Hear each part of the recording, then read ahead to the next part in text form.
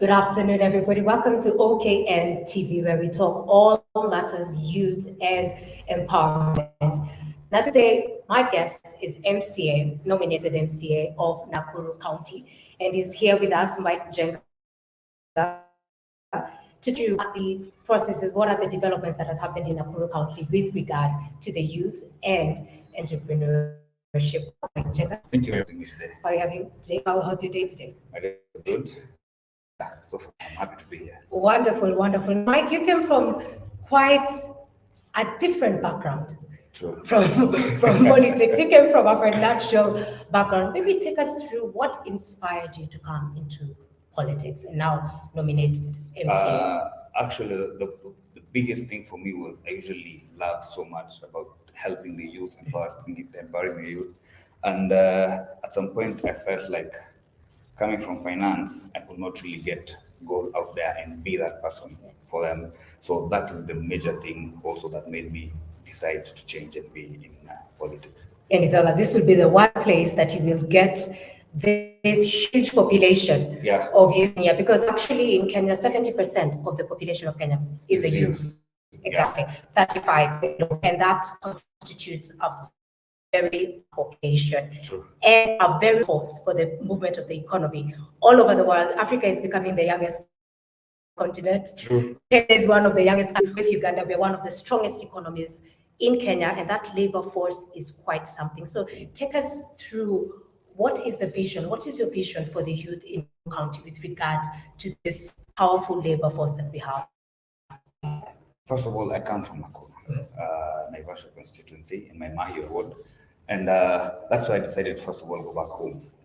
Because you see, for you to be a leader, you have to, first of all, help your people. And that's the thing. So the plan there for you is, first of all, challenges you're facing mostly with the policies. We don't have enough policies that really touch on youth and help youth to do business, help you to get into agriculture, help youth to grow. So what I really look forward to doing for the youth of Nakuru County is being able to create policies that will empower them and take them to the next step in their lives, whichever field they wish to take. All right. And so you mentioned about policies, one of the main things that is probably dragging the progress of the youth there. What are some of the loopholes you saw in the policies with regard to maybe the youth in Nakuru County that more or less minimize their chances of making it out there? One thing I'll say is, like, for example, when it comes to like procurement. Yes. You get that there's some policies there that are put in place that it becomes a bit difficult for the youth to maneuver around. One is you get, for example, you get a tender, but then as a youth, mahasla see hatuna hiyo pesa ya kufinance. You see, na unapata most of the tenders unapata unaambiwa you do the work, completion, and you get paid. So kama ingekuwa special treatment for the youth, ule kijana kuja amepata kazi hapo, he can be able, kazi ni ya hii amount, at least anaweza saidiwa so that he can be able to even go get that thing supply or do that road or do whatever job, akingoja the full amount. But then unaona saizi hata kuwe ni youth lazima bado ukuwe na pesa, na sisi mahasla bado hatujafika hiyo level. So these are the things that we need to change and Nakuru youth to the next step. Yeah. And one of the ways actually that has one of the big promises the president had was the Hustler Fund. Yeah. And that was just launched in November. Yeah, true. 2022. Billions of shillings have been poured in there. And Nakuru County is also a very major county in Kenya. It's among, well, we've got Nairobi, definitely, Kisumu, Mombasa, but it's among the top 5. And the youth there also are a big force in terms of the economy. So how do you see this, first of all, devolution, before we even get to the Hustler Fund? How do you think devolution has worked, especially for Nakuru County and for the youth at the moment so far? Devolution actually has enabled services to come closer to the mwananchi. Yeah. Before devolution, you'd find a youth in Nakuru will have to come to Nairobi for services, or if you want to apply for something, you come to Nairobi. But now with devolution, these services are brought closer to the person. So it becomes easy, one, for the youth to access the services. It becomes less expensive for them. They don't have to travel far and wide for these services. And also now as devolution, the thing that we really need to do on is now empower the youth, because this is the next generation of leaders who will drive our country forward. And with the way things are currently around the world, everything is pointing towards the youth. So the evolution really needs to invest heavily in the youth to the point of vijana wanaweza kufeel, because at the end of the day we pay the taxes, even the youth. Vijana waweze kuona bado inawasaidia, if they can access things, they can get services and get health and all those things closer to them. Haya. Now the hustler fund ililaunchiwa November. That was the main, just really the main promise with the youth. How do you think? I think approximately 19 billion shares. Is approximately 10 billion has actually been paid back. So that's a lot. There's a savings culture being put, but we'll come back to that later. How has Hustler Fund impacted the youth, in your opinion? Hustler Fund has greatly impacted the youth because majority of the people using Hustler Fund are youth. So the people who trade daily, do small businesses here and there, they rely on Hustler Fund. The one thing that I really want to tell the youth is the government has given us a very huge platform for us to grow ourselves. And in government helping us, we as the youth, PS lazima tutake kujisaidia. Once you get this Hustler Fund, the first thing you need to know, hii pesa umesaidiwa ujisaidie. Na hii pesa umepewa as a loan. One, you're getting discipline, you're saving. A certain amount of that money goes into your savings account. So that already instills the discipline of youth to know the importance of saving. Two, returning that money, repaying back that loan is very important because even the biashara you'll start, ama ile biashara utafanya, ama ile kazi utafanya, usipokuwa na discipline ya kurudishanga pesa, you come and borrow from a bank, you borrow from Hustler Fund, you have to return that money, grow your limit, gain trust. Because even go beyond Hustler Fund will give you that platform for even a bank. When you go walk into a bank and you want a loan kama youth, wanaangalianga vitu mingi, atakuja angalia Hustler Fund. You are checking Hustler Fund, how was your repayment process, ulikuwa unalipa vizuri, ulikuwa na default, and these are the things that bring us challenge.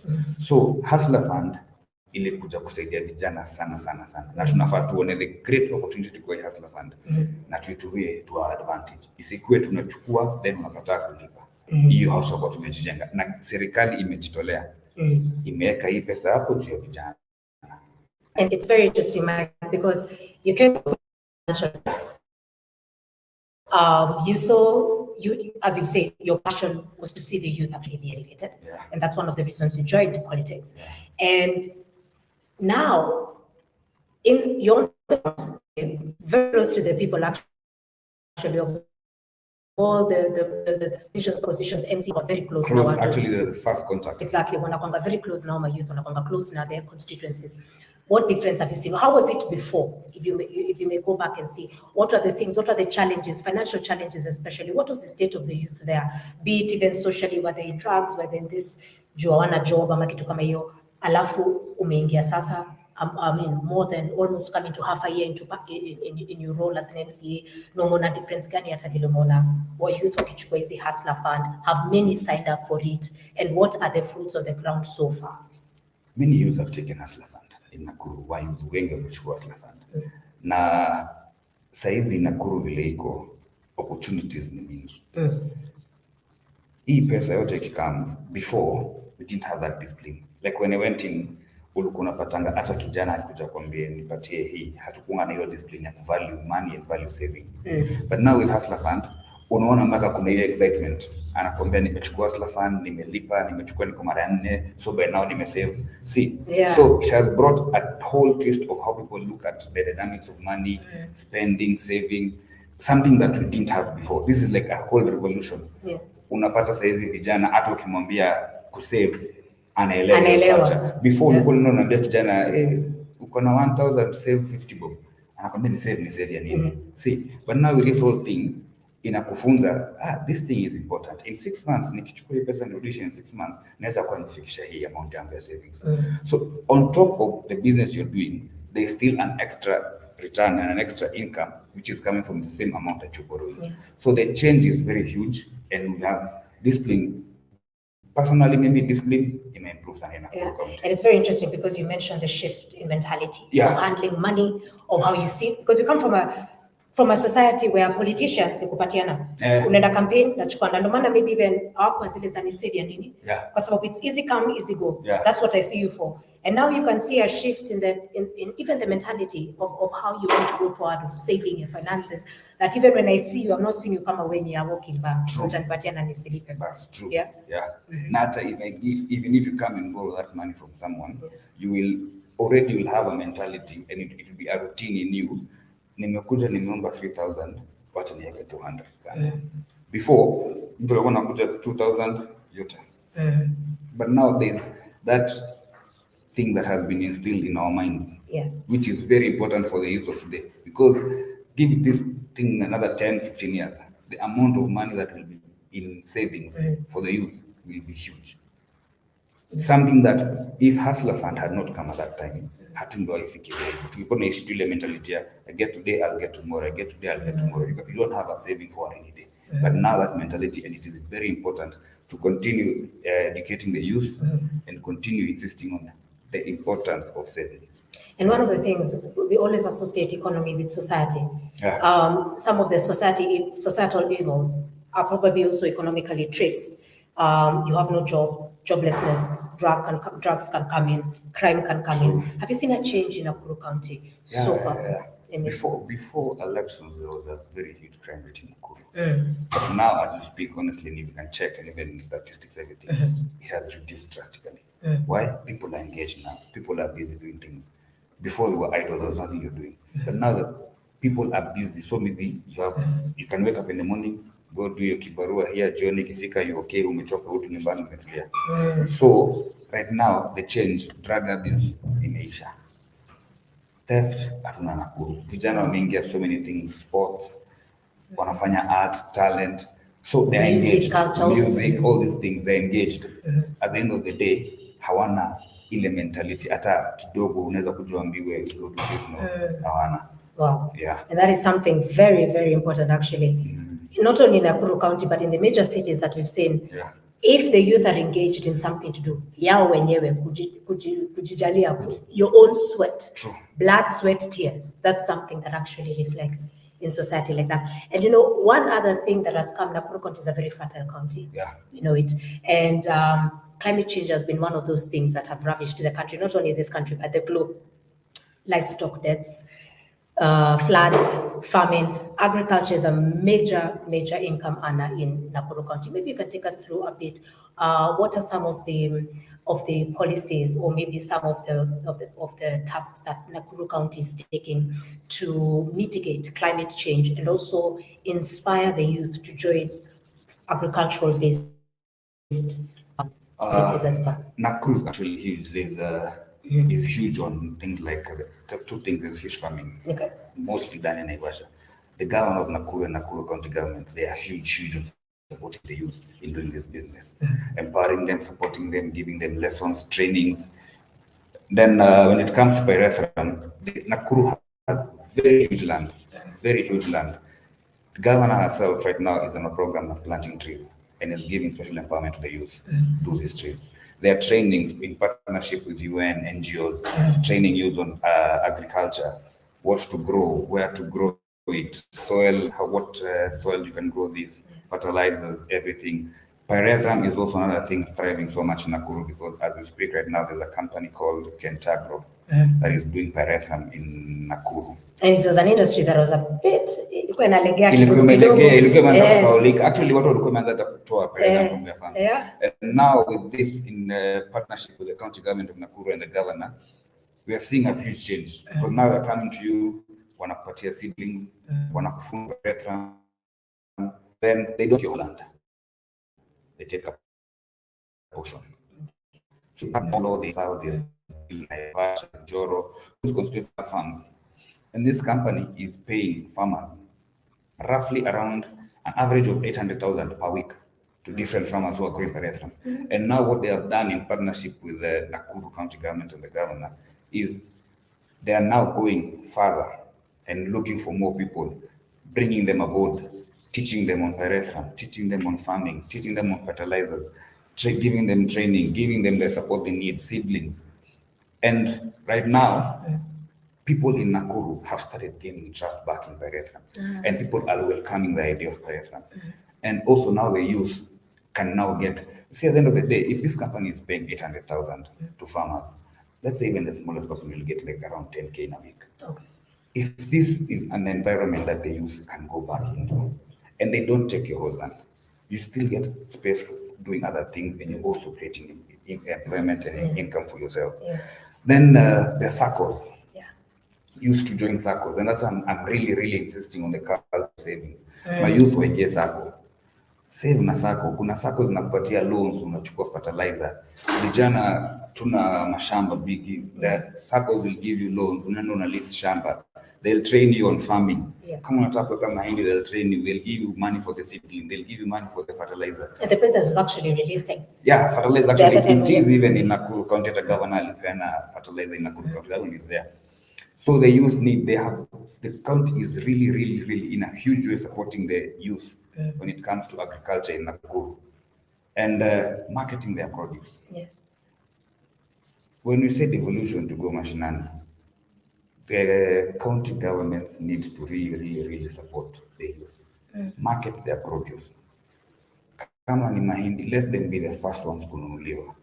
Kama ni wheat, let them be the first one. Anything inatoka, wacha wakuwe the first person to be bought from.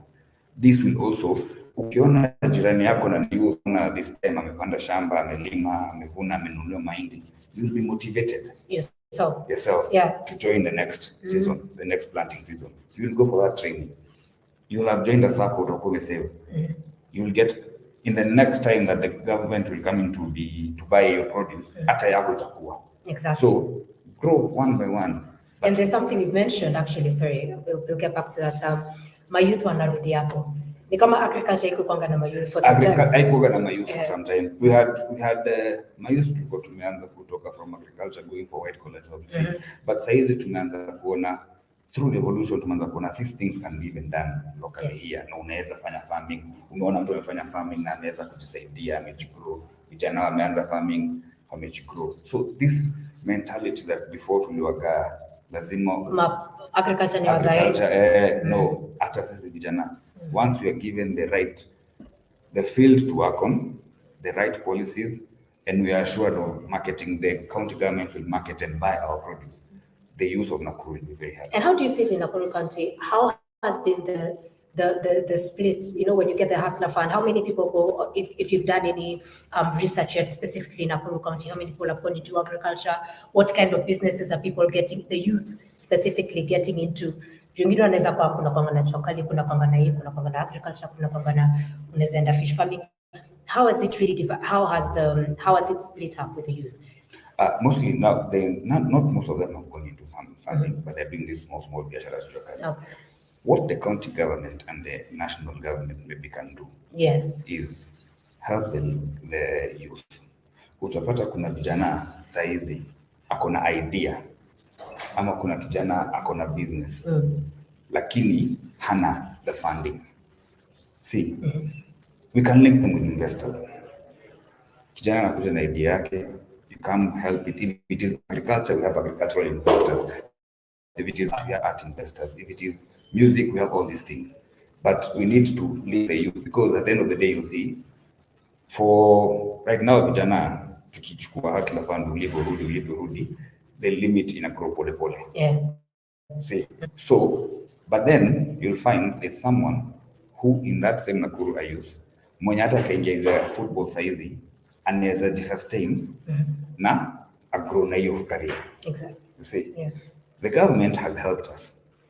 The county government is also doing a lot, but there's still so much field left to play with when it comes to youth. And how do we create that How do you create that interface connection between the county government and the youth? Ndio hiyo awareness that we created na my youth. What do you think are some of the things that the county government can do to create awareness to the youth in the various avenues that they can venture into? Si ati agriculture peke, pia kuna agriculture, kuna economy, pia kuna sports. We mentioned kuna vile hata tunaweza, the sports minister was talking about reviving football, something that has been dead for long. True.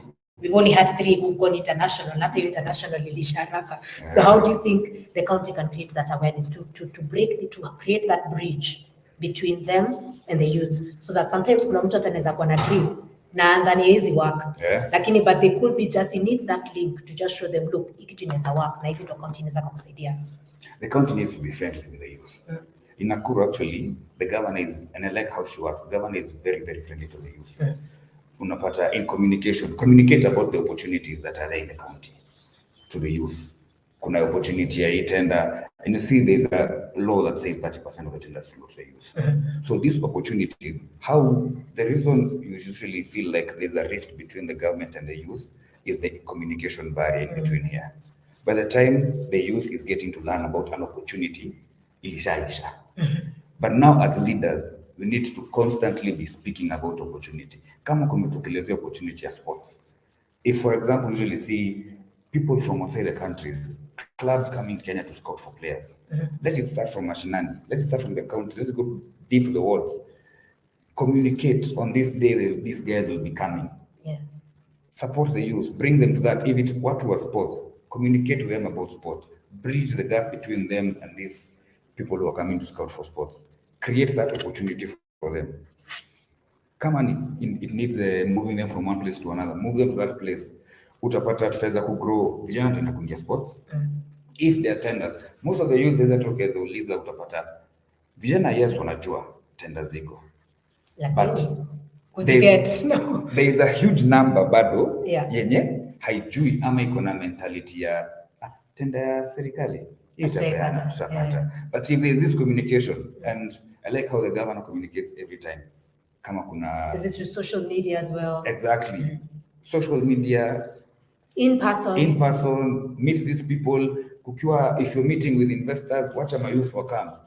Wacha wakuja wapeane ideas zao hapo. Utapata mayouth wawili atakuja hapo, kuna investor fulani alikuwa amekaa maone zile idea mbili inaweza big. Another meeting unakam. Even now the youth now will be comfortable enough to even be coming now close to you. Exactly. Because and the MCAs really hold that, especially kwa ward. Kwa direct hapo ni kama tu ward au all of the first people ukiamka asubuhi, the first people you meet. Tuna need to create these opportunities zote. Tuna need to create kama ni employment, communicate about employment to them. Zile jobs zimesaitiwa for youth. Tuna make sure sisi kama leaders hizo jobs zimepewa ma youth. Kama ni training, kama ni vijana wanafanya art, wanachora nini, tufanye expo. Wacha vijana wakuja wa advertise vitu zao. Watu watakaa muone hii picha naweza ipenda. Huyu kijana anaimba poems, ana narrate poems vizuri. This guy is good in this. This other one is good in this. Expose, create that exposure for the youth, so that in whatever field, haijalishi kama ni fish, haijalishi kama ni business, haijalishi kama ni agriculture, kama ni health, in whatever field, create exposure for the youth. And you've seen that work, even you as an MCA. Yeah. With the youth as well. Yeah. And one of the ways is also through schools, education. True. So going to high schools, primary schools. And also, like now, the thing that the government is doing with the polytechnics, it is very good. Skill. Hapo utapata vijana wengi ataenda hapo, ataenda afunzo, atakuwa mechanic, ataenda afunzo aweze kufanya kitu fulani, aende kuwe plumber hivyo. As long as they're empowering, you can empower you through education, you can empower him through skill, or you can empower him through art and talent. These are the things we need to train them, give them exposure, bring them to their life, market them. Hata kama ni to abroad, if you can market these people, saidia vijana. And at the end of the day, we will see a huge change to size as it is. The youth who are idle ndio hata wanapata chance ya kutumwa vibaya na wanasiasa. Kama vijana wangekuanga wanafanya kitu, hawangekuanga hata kuja kuambiwa toka uende maandamano au hiyo time. Why? At the end of the day unajua leo niko na expo fulani nafaa kwenda kumeet investor fulani. Leo niko na meeting fulani naenda kumeet MCA na watu fulani. Leo tuko na sports tournament. Leo kuna naenda kufuata kwa county. So at the end of the day everyone is so busy and life is moving na economy ita grow. Hakuna watu wengine wanapata grow economy kama sio sisi. Na sisi ni youth. Yeah. We make the majority. Even when it comes to employment, tuwapatie majob. Juu saa hizi utapata in a few years kutakuwa na gap between watu wameretire na watu hapa chini, hakuna jobs. Hakuna age group ya watu wadogo wameingia. Because hizi na believing ukienda kutafuta job unaona ni kama ni ngumu kujeta.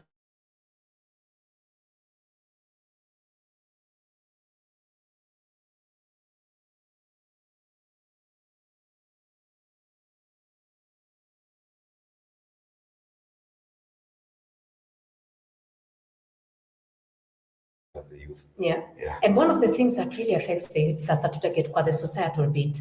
You know, we've seen the statistics, 15 to 24-year-olds, that age group, 42% are getting infected with HIV. Yeah. You know, teenagers, many of them are the ones who are getting children. I think it was also about around 40% as well. Yeah. I'll get to that, who are the ones who are getting 5 teenage girls, I think, are either pregnant or already have 1 in every 5 teenage girls are already pregnant. Hiyo ita affect shule, uta drop out, kurudi tena si guarantee. Pia kuna hizo gender-based violence. How is the county looking to get this group as well? It may affect sana sana even the women, the young girls as well, but also becoming a young father. How do you start? How do you start? True. Exactly. In Nakuru, actually, the first thing to curb this whole thing is educating and empowering the youth. In Nakuru, when it comes to youth, our first gentleman has a program for boy child empowerment. Is that you go talk to the boys. These are the same people who are becoming fathers who are unprotected.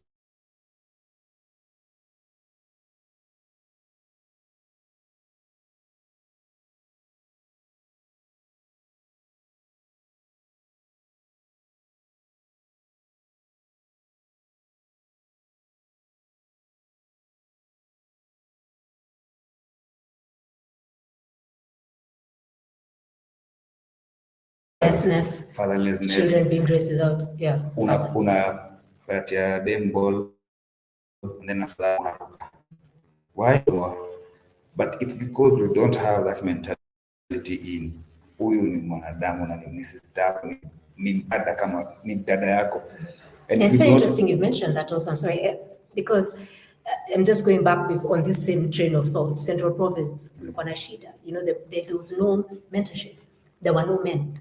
They were all, I mean, there's been a huge, lately in the past, alcoholism. True. They just, you know, it's like a society dies, but they're alive, but they're dead because of alcohol, you know, the young people have nobody to look up to, you know. So those are the kind of the mentorship programs you're talking about? Yeah, true, because you'll find when back in the day, this used to happen to the girl child. They're the ones who used to be mistreated, they're the ones who used to be, all these bad things to happen to the girl. And it became a very vocal conversation until you started the girl child empowerment, the woman empowerment. And that has really worked for us. But now, at some point along the way of woman empowerment, to how about the boy child. And that's why nowadays, and gender-based violence even has come. Vijana wanachapwa. Alcohol in a young people have not been taught how to cope with the stress of life. Vijana kuna stress. Sasa pata kijana akienda job leo, kosa job, akienda home anapata wife yake mdogo, anaanza vita. Hatujafunzwa kucope na stress of life. We forgot about the boy child and vitu vingine. And in any society, we need a man and a woman to build a society.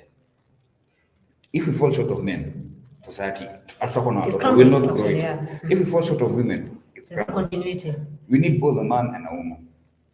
Girl child, we need to continue empowering her, but we need to do a huge role to empower boy child. How the boys. How the boys. Na ama boy hata nikwambie, ama boy ndo atakuwa mabwana za wasichana tuna empower. Yeah.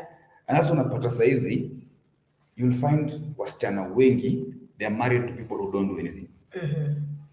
Kwa nini? Exactly. Yeah. Ule kijana hajui pressures of life. We forgot about him. But if you also bring him closer and understand, you're not in competition with the girl. The two of you need to move forward together. The two of you need to grow together. It's not that we are akikuja juu yako, whoever on top matter. What really matters ni nyinyi wote mna grow, nyinyi wote mnaheshimiana. Boy ukiamua ni hapa ka hapo. But if we continue with this, we'll not. And that's why you see boys having meaningless sexual relationships. Yeah. The essence of the family has been broken. It has been broken. Yeah. So we need to bring back that essence of family and empowering the boy child. Also, education, protection. Most of the youth are the ones affected with HIV. Yes. And it's purely because hawana information. Morality tulisahau kuifunza from childhood. We need to go back and start teaching the grown ones, the youth, how to wafunze from now.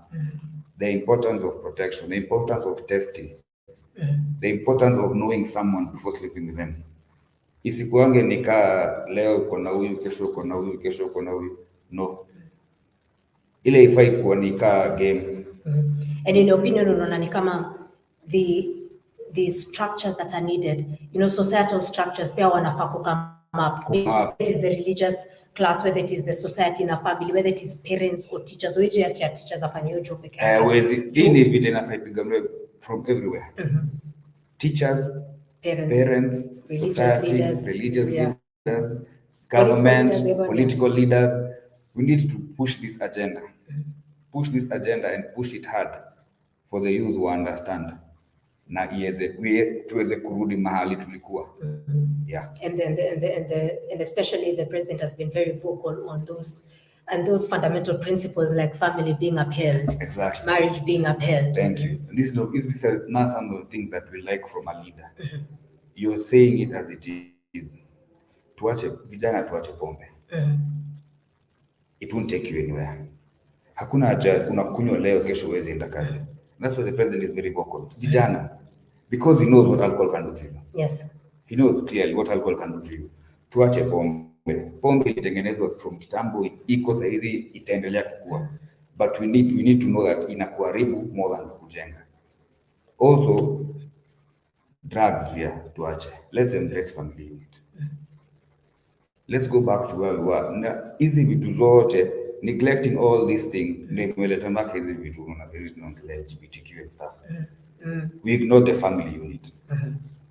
Tukaacha vijana waende hivi, wasichana waende hivi. Sasa nakumbuka high school tulikuwa tunaona watu wanakuja tu kuongea junior achievement nini. Exactly. And is that one of the things you see in Nakuru County, probably getting into the schools and bringing it back again. Wale mentors walikuwa wanakuja kuongelesha vijana, wanaongelesha kwa high school, uko primary school, unaambia you can do this. Is that one of the ways you see?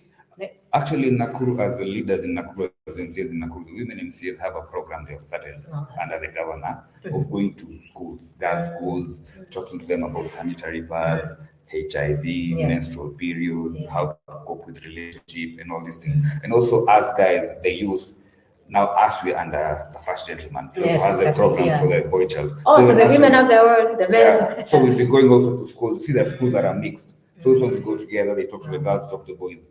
Because you find unless you are China, you leave the boys. So now it's doing both the governor and the first gentleman. We are coordinating programs where we're going to schools, talking to the young people, teaching them about life, teaching them about sex, teaching them about abstinence, and all these things. Because at the end of the day, it's a multi-pronged actually approach. There will be the economy, there will be the society, there will be that one because man shall not live by bread alone. Uta your door.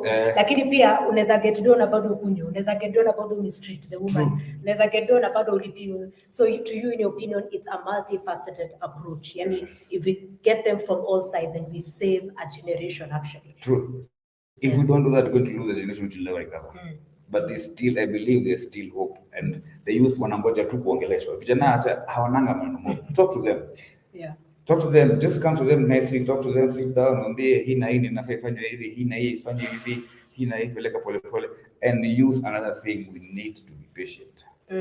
We need, and this also something microwave generation. Kwa hivyo, unapata raka tumezoea actually. Anything you get easy tender. Vijana, let's be patient. Let's be patient. And if you sit down and check all the people who have been patient, mali wameanza, mali wamefika saizi. Give a good example of our president. Alianza LP. Akagrow, now he's the president. Maybe if he had decided to come for the president direct, akose patience. And that means a lot of lessons. A lot of lessons along the way. But so kama youth, we want everything easy. And also another thing inafanya tutake maisha in social life, and the youth wanafaa China social life. Instagram lifestyle. Hiyo wanafaa China. You want money easy, you get money easy, you lose it easy.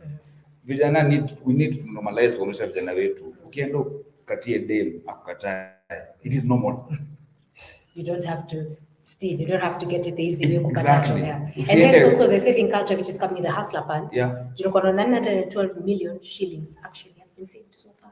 So that's something also shifting the mentality. Of the Shifting, youth. yeah, and patience. It And doesn't patience. patience, We have to be patient. Otherwise, out as Idika, we need to agree that patience is a very huge virtue that mavijana tunafaa kuwa nayo. Exactly.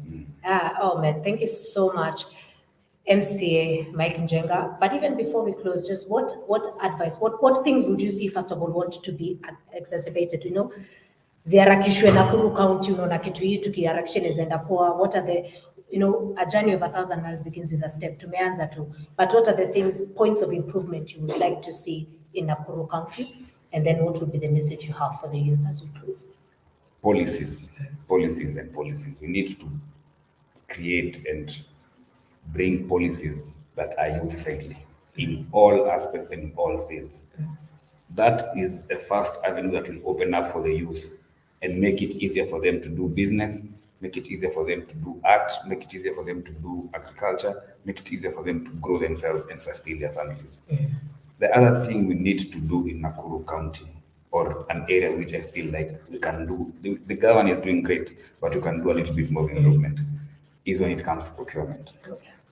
We ensure she's following up closely to know that youth wakiapply tenda wanapata. But let's add tuongeze hiyo scope. Let more youth be able to get these tenders. Let more youth be able to get these employment opportunities. And we're very thankful in Nakuru County, the government has given us space as youth. Okay. In her CEC and her ministers and her CEOs, she has given a huge number of youth opportunities. That shows you how much trust she has in the youth of Nakuru County. So we just need to. And they are not disappointed. They are not disappointed. Yeah. We just need to empower and grow the youth as a county, as a government, as a national government, and both as a county government. What is being done there already, let us improve it. Let us gain the trust back from the youth, and we'll be okay. And what final message do you have for the youth out there? Maybe not Nakuru County alone, but all over the country as we begin this new phase, you know, kuna hii hustle imeanza and we are seeing a new generation rising up. What message do you have for them? What I'll say is patience, discipline, and respect. Those three things. And then you add prayer. Those four things, if you have them as a youth, utaenda pale. Patience, discipline, respect. Patience, prayer. discipline, respect, and prayers. Ukiwa na hizo vitu nne, utaenda mbali kama youth. You will be patient enough to know leo umekosa kesho utapata. You will be disciplined enough to know nikipata leo naweza kosa kesho, I need to save.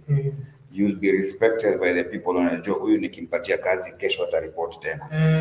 And if you pray for all these things, God haizi kuangusha. So for the youth, tusitake vitu hizi. For the youth, tusikubali kutumiwa vibaya. Let us fight for our space, but always remember, even in fighting for our space, let us always be patient, disciplined, respectful, and we pray. Yeah. And you've heard it, youth, you've heard it from nominated MP Mike Njenga. Discipline, patience, respect, prayer. You've got what it takes there in Nakuru. You've got what it takes all over the counties. Remember, this is one Kenya Network, and we're bringing you all matters youth and empowerment. Thank you so much for joining me this evening. Thank you so much, Mike Njenga. Thank you so much. Yes, and we'll see you next time.